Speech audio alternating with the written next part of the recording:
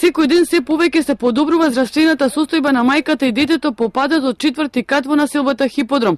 6-годишното момче по операцијата на главата е префрлено на клиниката за неврохирургија и за здраво од повредите. Неговата 37-годишна мајка се уште е на Карил, но повеќе не е поврзана на апарати за дишење, свесна и контактибилна.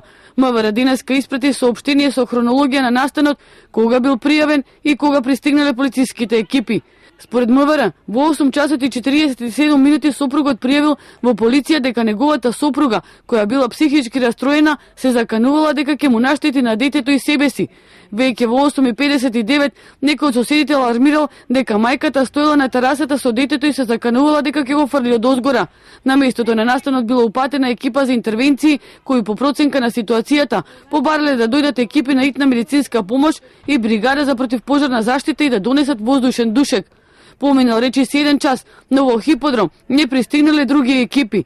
Марко 5 пати покушуваше злато на тета да отвори вратата, мајка му не даде. Плачеше и сакаше да излезе. Во 9 часот и 50 минути таа го турнело терасата, паѓајќи со главата удрило на метална шипка залишта, а неговиот татко и соседот успеале да го прифатат со раце и да го ублажат падот. Детето било на пат кон болница, кога пристигнала екипа од противпожарна бригада која поставила душек за мајката.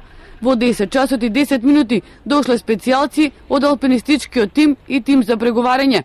Канал 5 разговараше со Стефан Станоев, кој беше преговарач во овој случај, и тој раскажа за безуспешните молби и убедувања упатени кон мајката. За жал таму пробав да остварам контакт и тие беа неуспешни. Жената си ги кажуваше своите проблеми со кои што се соочувала во животот и скокна.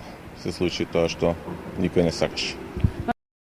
Околу 10 часот и 20 минути жената скокнала од 4-тиот кат на место каде што немало душек и паднала на плочникот. Во тој момент алпинист се спуштил, обидувајќи се да ја спаси, но не успел во намирата. По извршениот разговор со сопругот, тој рекол дека жената имала здравствени проблеми, односно психички нарушувања и дека имале семени недоразбирања. МВР соопшти дека увидот е во фаза на изработка и во наредните денови ќе биде процесиран до основното јавно обвинителство во Скопје.